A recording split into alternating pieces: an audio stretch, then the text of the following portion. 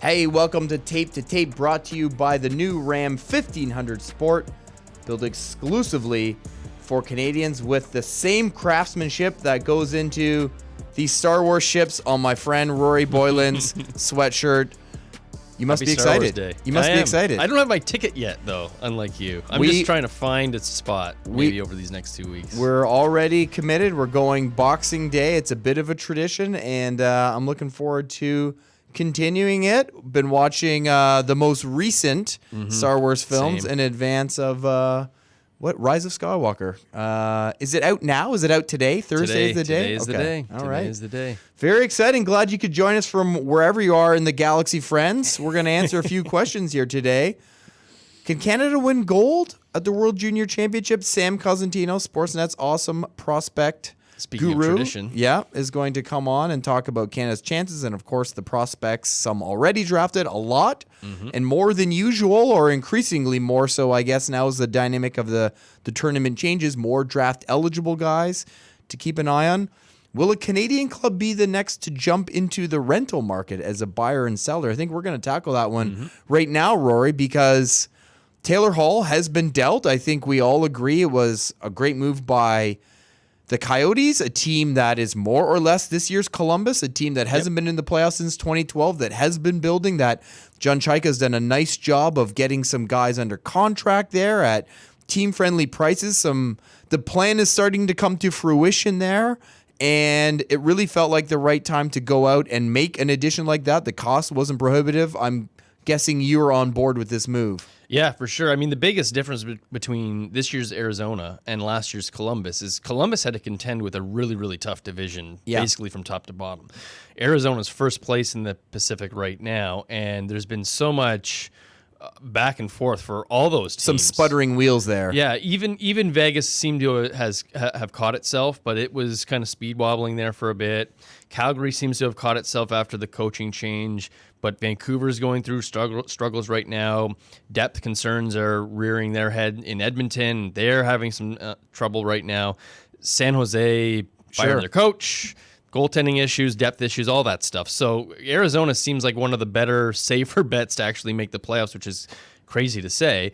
But, you know, they're built on, again, strong team defense, excellent goaltending, and they were lacking offense. You thought maybe Phil Kessel kind of promotes that a bit. Maybe Clayton Keller had another gear after leading the team in scoring last year. But what Taylor Hall is going to do is just take one of those lines, whichever line he's on, and put it through the roof. Like, he is an all-offense guy, a line driver in every sense of the word. You could say that Keller and Kessel aren't really that Kessel anymore, Keller not yet. But Taylor Hall has been that 2 years removed from a Hart Trophy. I think he's going to take that team to another level and maybe get it the amount of offense that it needs to not just get to the playoffs, but maybe do a little bit of damage in a round or two. Yeah. So you mentioned a couple of teams loosely, at least, linked to Taylor Hall. Yeah. I mean, Edmonton partially just because it was just such a fun idea to contemplate, really. And he's the kind of, thank you, he's the kind of player they need, right? Yeah. They need scoring on the wing. So in that sense, he was what they needed, but very cost prohibitive. Calgary, too, maybe a little bit more sense there. Didn't happen, but do you expect those two teams to be active? And when you look at the rental market now, you just wrote about the remaining best rental options. Not to take away from your piece, but it's really not that many exciting pieces out there right now, is there? No, I mean, if you're looking at all the guys on expiring contracts, then you're going to have to talk about guys like Alex Pietrangelo, Braden Holtby, Nicholas Backstrom, big names, but they're on cup contenders. Yeah, right? They're not going to be traded. No. It would be a shock. Maybe it happens. It would shock everybody, but they're not going to be traded for futures. They'd be traded in blockbuster deals. So in doing this piece for the newsletter, just looking at guys who are rental players on teams that are going to be sellers at the trade deadline. And the one that jumps off the page as the number one is Chris Kreider. And who couldn't use a guy like that, a bull, a net crasher, a guy who Is can that score an you Edmonton 20, fit, do you 25 think, goals. if they're looking for help on the flank? Sure, why not? He's going to give you the scoring punch that you need to go alongside either McDavid or Draisaitl, but he's also going to give you that bit of sandpaper, that bit of strength, I guess, that lends itself well to the Stanley Cup playoffs. I think for the same reasons, Calgary might be a team that would be interested in him. I would say that Montreal also would be a team interested in him, but given the history between him and Carey Price, I don't know if that's naturally might not be able to seat them next to each other in the room. Yeah, but that is the type of player that really any of those three Canadian teams could use. Vancouver, probably not. Ottawa's selling. Winnipeg needs defense more, but those Canadian teams, Edmonton, Calgary, maybe Montreal less so, are the ones that would be in the market for a Kreider. So here's the thing with the Canadian teams. When I think who's going to be a buyer for sure, well, I mean, I guess Calgary? Yep. I mean... Yep.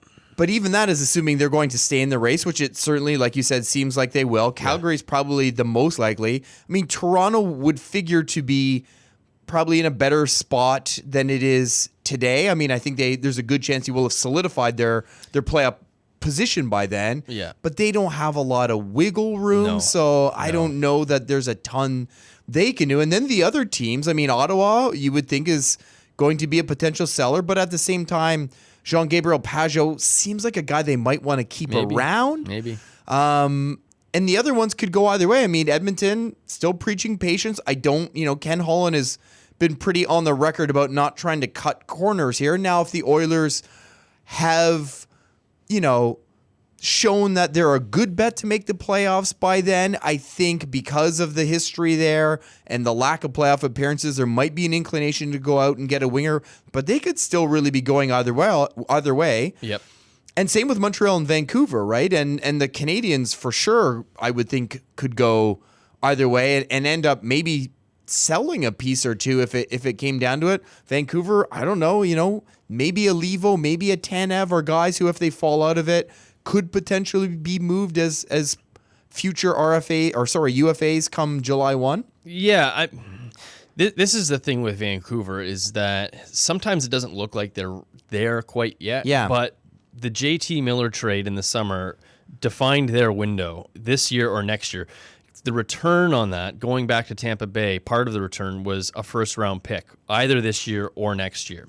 Vancouver's option. So if they miss the playoffs this year, they're keeping it, and it's automatically going to go to Tampa Bay next year. So they absolutely have to make the playoffs either this year or next, so that they're not giving a lottery pick to the Tampa Bay Lightning. So that's probably going to guide them a little. Yeah, make it a little bit more urgent. Not that they have to rush into it this year, but it's something in the back of the mind to keep in mind as we get closer to the trade deadline.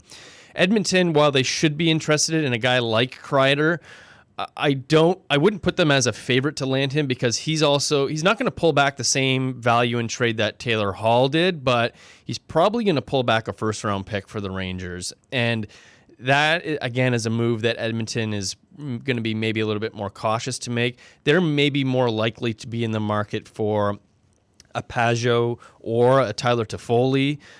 Probably guys aren't going for first-round picks. You can get a little bit cheaper. Toffoli especially. Like, he screams as a guy that just needs a change of scenery. Start. Like, LA is a low-event offensive team. He scored 30 goals 4 years ago, has scored 20 once since then. He just seems to need, like, if you put him with McDavid or Draisaitl and encouraged more offense and pushing the play a little bit more than LA does, you might be able to scratch back some of the goal scoring that he's lost. I don't know if he's a 30-goal scorer, but maybe you get into the low 20s or on that pace. And that's exactly what Edmonton needs at a low price. So that's where I would see them. Calgary, I mean, it would seem almost anything's on the table here, right? Like, how many more years of Mark Giordano at this level do you realistically have? You're going to have some tough decisions to make in terms of your UFAs that are upcoming, big contracts on the horizon. So what is your window? And like we've seen with so many other teams, like, it can shut before you expect it to. While you're thinking about it. Yeah, so we did this exercise on Sportsnet.ca last Sunday. How many Canadian teams do you think make the playoffs, and which teams are going to make the playoffs? And for me, it was Toronto, Winnipeg, suddenly looking great, and Calgary. They look like the best bet of those three Pacific Division teams to hang there because they're the most well put together. So again, like Brad Treliving he's not shy to make a big trade. And if he feels like this team playing loose, really looking strong now all of a sudden, they just need a little bit more scoring punch, I think. And if he thinks this is the team that can make that run and the time to strike is now, he'll take a big cut. And if that means he's the guy that goes after Kreider, maybe he goes after more than one guy, maybe he goes after somebody else we're not talking about that has term, or somebody becomes available on one of these cup contending teams that we can't predict, I wouldn't be shocked if Treliving takes a big cut leading up to the deadline. So Kevin Cheveldayoff has taken bold action the past two deadlines. Mm-hmm. Both times going after a center was Paul Stastny in 2018. It was Kevin Hayes, both for first-round picks, and both guys who moved on from the Jets afterwards. I would think Winnipeg would be looking around for anything that could make it better this year. I don't see the obvious fit the way I did those 2 years because it was clear they were looking for someone to help them at center on the second line. Well, now you've got Blake Wheeler playing there where they need help as defense. Yes. And I don't really see a lot of options out there. So really what they're hoping on is Dustin Byfuglien Sure. comes back, right? And that's a huge addition right there. I wonder if this year's trade is for, even if Byfuglien comes back, I wonder if they trade for a defenseman this I would year. think so. They could use a little bit more help with their power play, first or second unit. And you look at the fourth and fifth names on this list of UFAs, rental players, Sami Vatanen and Erik Gustafsson. Vatanen, this is amazing. 2 New Jersey Devils defensemen have a power play point this year. Vatanen's got 6 of them. The other guy's got 1. Do you know who the second defenseman is? It's not Subban? It is not PK Subban. It's Will Butcher. Will Butcher. I mean, it's not PK Subban. That is crazy. the most crazy thing. But Vatanen, he's still scoring at a pretty decent pace. He's going to help someone's right shot. Probably second pair power play. Winnipeg seems like a pretty good fit for that. Erik Gustafsson scored 60 points for the Chicago Blackhawks last year. Incredible. It's not really working out that same way this year. Scratched a couple times. But he does have 9 points in his last 18 games. He's not a guy that you're going to want to acquire and put him on your top pair. You're going to want to use him probably ideally for a cup contender on your third pair, shield him with a lot of offensive zone starts, and use him heavily on the power play because he's like a rover, an all-offense guy, a bit of a liability, not just a bit, but a liability on the defensive end. So you're going to want a good defensive partner with him too. But again, that's a team in Winnipeg that might find some interest in a guy like that to take a little bit of a flyer on. I don't think you're going to have to give up a ton to get him, especially if Chicago isn't willing to pay the price it's going to take to keep him on a re-sign, and then just let him go to the market anyways, because who knows what his value is really going to be. He's really a tough player to figure out given what we saw from him last year. All right. Well, there is about 2 months ago, I guess now, when we come back for 2020, it'll be officially trade chatter time. So we'll see which Canadian teams do decide to jump in and whether they are selling or buying. All right, stick around on Tape to Tape. Plenty more to come, including Sam Cosentino breaking down the 2020 World Junior Championship. Welcome back to Tape to Tape. If you're listening to this podcast, I bet you're into fantasy sports. If that is the case, don't forget to sign up for the Sportsnet Fantasy Pool presented by RAM at sportsnet.ca/RAM. You can win cash prizes totaling $50,000. And you can also win a 2020 Ram 1500 Sport. So once again, check out sportsnet.ca/RAM. Big moment on the fantasy segment this week. You can watch us work out a trade live, because I sent a potential swap to you a couple days ago. Yep. You've still been mulling it over. Got lost in the shuffle. But you're rebuilding, and I'm the Vegas Golden Knights. I am in our keeper pool right off the hop. at least in the money, top 4. So I'm looking to help myself right now.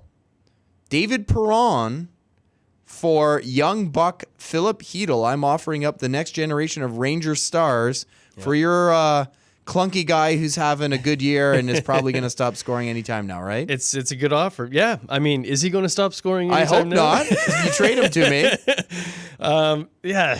See, my struggle with this is I don't want to give up, but this seems like one of these trades where Perron is, if I keep him, I don't know if he's going to be able to duplicate this season that he's having for the Blues. I mean, he's filled in. I think you got him at $2 well too. for So that's the thing. Like, he's going to be an extremely cheap keep. that's very cheap. So if he does, I can maybe trade him for more. I think I need to. Sounds like you're not quite there yet. You haven't figured it out. I want my trouble with this league is gauging the trade market and who's trading and who is not apt to trade and all that stuff. So, but I do fully recognize that I'm going to finish in one of those last 2 spots. I need to get on trading my vets for my futures. It's a very good trade offer. I love Hedl too. Like, who's he going to be playing with in the years to come, right? He might be playing with Capo Caco. He might be playing with any number of these young Rangers that are going to be coming through the pike, and he's you keep going. I I might snatch this offer back. I'll tell you this about being in a pool with trades.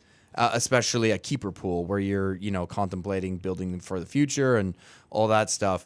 If I got into this before I became a father, oh my God, would I devote a lot of time to it. I just don't have the time now to go through the roster, but wow, I think it would be to the exclusion of most other things, because can you ever go down the rabbit hole? I've been dreaming up like 3-way trades, and that's with the 5 seconds of spare time I have. If I had the time I used to have, I'd be sending out doozies every day. So, funny story about being a father and dealing with these things. So I've been in a different keeper league for 10 years or more.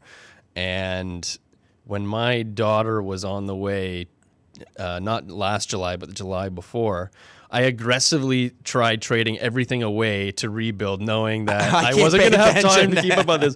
So I did. I remember being in the hospital on that terrible bed that you have to sleep on in the room. Yeah. And not that I'm complaining, because my wife is dealing with it was a blessed event.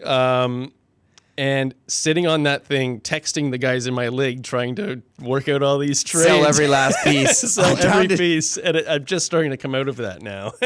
Well, when they can finally drive themselves places and take care of themselves 15 years from now, we can dive back in. Yes, absolutely. All right, stick around. Way more to come on Tape to Tape, including Sam Cosentino breaking down the 2020 World Junior. Stick around for Sammy Cos. This segment brought to you by Subway. Subway now delivers. No joke. Time now for our overtime segment brought to you by Subway. No joke. Subway now delivers. Joining us this week for overtime, Sportsnet's prospect guru, Sam Cosentino. Sam, how you doing? Doing good. This connection is no joke. This connection. It's a little peek behind the curtain, friends. It's been about 20 minutes to get Sam on the line, but he's here now. And like everyone else, he is more so probably than everyone else excited about the World Juniors right around the corner. We'll start with Team Canada. Sam, in the past 4 years, we've seen 2 sixth-place showings, 1 gold, 1 silver. So a real discrepancy there between results. How does Canada stack up against the field this year? Yeah, really interesting. Young, the whole tournament has gotten younger, so that's one thing to consider. So the way I would look at it is I look at their goaltenders. Olivier Rodrigue does have some international experience, but it's void really in the other 2, Joe Hofer, St. Louis prospect, and Nico Dawes, who's undrafted at this point. Then I look at the back end. I really like some of the stability there when you look at Jared McIsaac and Ty Smith being the anchors of that group. And then up front, lucky to get Barrett Hayton back. Joe Veleno was lent from Steve Yzerman and the Detroit Red Wings, so that was really good. Alexis Lafreniere, I think, is going to play a much bigger role than he did in years past. So when you look throughout the lineup, you got a bit of a stabilizing force in Rodrigue, the 2 guys in the back, and of course the 3 guys up front who are returnees, who I think should be big pieces for Canada up front. So, Sam, generally, historically, the World Juniors is a 19-year-olds tournament. It's not for draft-eligible guys to really shine in, but Canada's roster is skewing a little bit younger this year, and it's headlined, that collection is headlined by the 2 big draft-eligibles, Lafreniere, Byfield, you have them ranked number 1 and 2. You've had them ranked number 1 and 2 throughout the entire season so far. So, Lafreniere is a returning player. Byfield is not. This is his first WJC. What reasonably can we expect to see from these guys at this year's tournament? Well, I think Lafreniere has that star potential. I don't think he's going to be, held back at points. Last year I felt that he was. I think they're just going to kind of let him run free and do what he does here this year. Having said that, he's banged up by an ankle issue that I think they've taken the appropriate amount of time to get him back to being healthy. I mean, you'd never know it was 70 points in 32 games in the queue, but he's been dealing with this issue for some time now. So when I look at him, I think he has star potential. I think he's got a real opportunity to be one of the top producers in the tournament. When I look at Byfield, he is a bit of a question mark, but the one thing about Quinton is you might look at the end of the tournament and not see massive point totals, but I think you're going to see a guy who's going to play a lot because he's got size, good speed, good skill.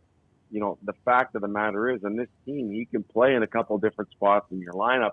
And at the end of the day, with his ability to play in 3 zones and his size and his speed, he doesn't necessarily have to be a point producer to be a contributor to this club. So when I look at Quinton Byfield, he's going to be a really interesting study for me.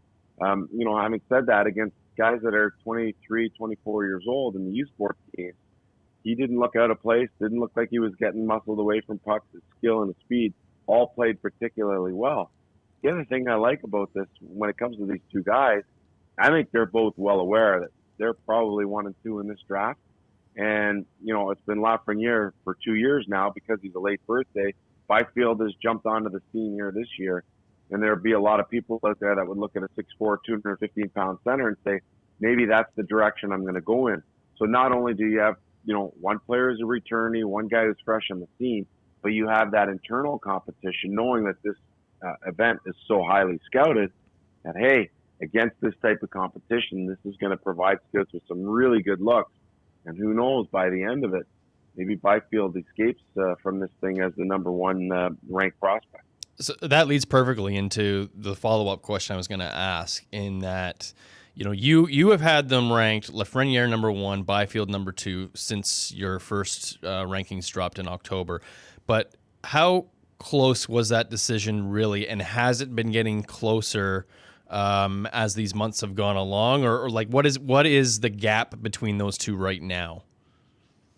Well, I think it's a narrow margin. Now, having said that about Byfield in my last answer, it might be Lafreniere takes this tournament over, and he walks out of this thing as the undisputed number 1. He doesn't have that kind of potential. But the one thing that's going to draw these players close together by the time we get to June is the fact that Lafreniere is a winger and Byfield's a center. And then not just a center, but a center with size. And if you look at the National Hockey League these days, that's a really coveted asset to have at that coveted position. So those two things are really going to play into this down the road. Now, everyone has seen Lafreniere for now, what is 2+ years playing in the Quebec Major Junior Hockey League, and they're very well aware of his capabilities. But the one thing you could say positively about this guy is the fact that he can have the impact of a centerman, but by playing the wing position. And that's a rare thing for someone to have in their game at this age. So that part is going to be really interesting. At the end of the day, though, you might get a general manager who's picking at the top who says, I don't care. I want my size. I want it down the middle of the ice, and Byfield's my guy. Not going to be for everybody, but it only takes one guy to love you there at the top to be the first overall. Well, let's expand it then, Sam. Just in general then, who do you think maybe some of the 19-year-olds who will really dazzle at this tourney? I think Jakub Lauko is another guy for the Czechs playing on home ice. Saw him at the Memorial Cup last year. He's a Boston prospect. Jan Yanik, going back to the Czechs once again, an Arizona prospect who I think is going to be just dynamite.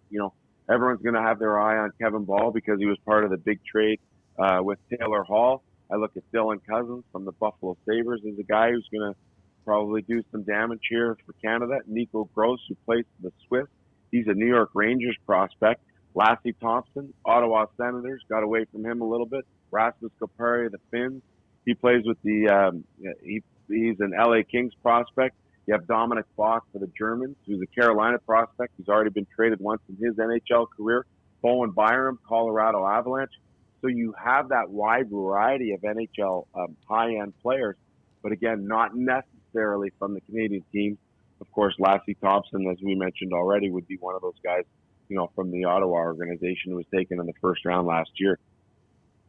Taking a look at just some of the teams competing in it, who are you really interested in seeing? And maybe pick one or two of the big countries that are always challenging for a medal, and then maybe a team that we generally don't think of being in that group that might be a tough out this year. I always start with the Russians just because I have such a great knowledge base of their club based on our CIBC series going back to November, and having gotten to know their coach, Valery Bragin, quite a bit over the last 8 years. And for me, it starts in goal. I mean, Askarov is going to be a story whether he starts or he doesn't start.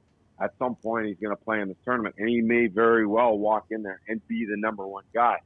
So that's going to be really interesting storyline to watch. A lot of people now have him inside the top 10 for their draft rankings. He'll be there for sure in my next rankings, which come out. But people are saying to me now that he may go as early as number 5. It might be the highest drafted goalie since going back to Carey Price. So that would be pretty interesting. But I look at their group. Romanov, you guys talked about it, defenseman of the tournament last year. He comes back a year older. I mean, this is a guy here who reminds me a little bit of Shea Weber because of, how strong he is, how powerful he is, how physical he can play. He's got a big shot. And then I look at their forward group with guys like Denisenko, who I think is just a brilliant, brilliant talent. Morozov is a or Las Vegas Golden Knights prospect. So they have a wide variety of guys. The one thing I'd say is that after Romanov in the back, maybe it drops off a little bit there. And so when you're looking at a talented forward group, you have to hope that those defensemen who are somewhat under the radar are efficient puck movers. Now, I know a couple of them from that series, and I would call them that, but not the most fleet of foot, not necessarily guys who are going to be the fourth one on the rush, but they are efficient at being a first pass type of players. So that should help the forward group out a lot.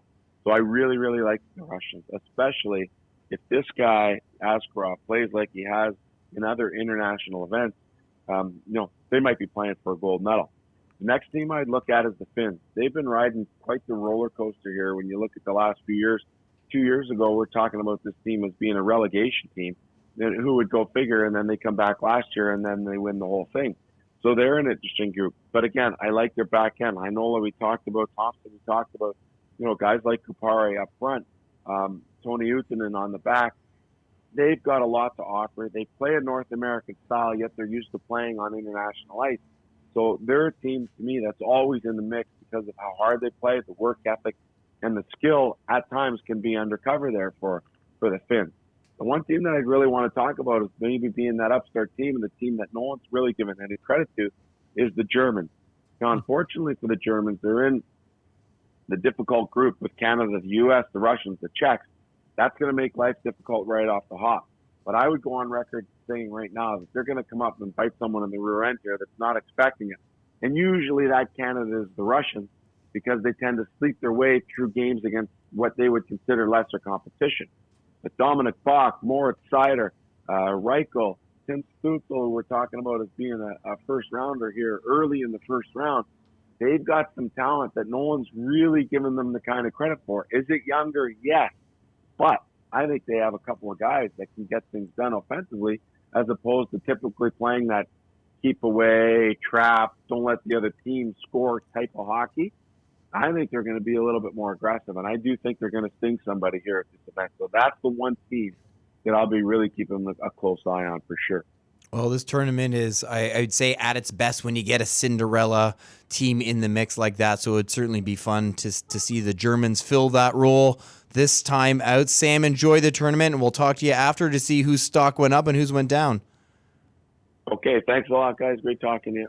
Thank you, Sam. That is Sam Cosentino, Sportsnet's Mr. Everything when it comes to the hockey prospects. Germany, man, that is a hockey country on the rise. Maybe a topic for another day on the podcast, but as Sam mentioned, could have another potentially top 10 pick in this year's draft after the Red Wings. Of course, his name is eluding me right now. Took the defenseman 6th overall. Yeah. 6th, 7th overall. Yeah, in there. You excited for the WJC? Yeah, for sure. I mean, Canada's just got so many questions about it. It's more interesting now than it used to be because it's not a slam dunk. That's right. Canada's even going to medal. That's right. We're a long way removed from when it was, at least you can put them in the gold medal game. Yeah, I mean, they won 5 gold medals in a row. That was a decade or more ago now. Yeah. And since then, they've medaled 60% of the time. So competition has definitely caught up to them. And as Sam said, there's always that one team, Switzerland, Germany. I think you could probably even say the Czechs qualify as a team that just they're outside surprises. Someone's going to surprise. And the Czechs being at home, I mean, maybe they're in that boat again this year. It's not going to be an easy tournament again for Canada if you just look at who's in that group with them: Russia, United States, Czech Republic, Germany.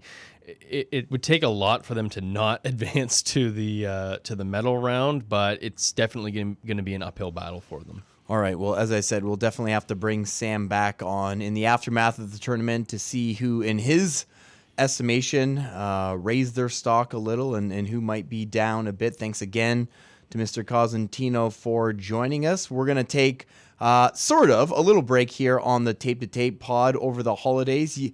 You can still catch a best of in the feed. Check it out over the break. Rory and I are going to count down our top 10 moments of the decade. It should be a fun one. We're going to sprinkle in some personal highs in there as well. So make sure you check that out while you are sipping some eggnog. If you want to follow Rory on Twitter, you can find him on @Rory Boylan, myself @Dixon on Sports. Check back very soon for more glass rattling hockey action on Tape to Tape.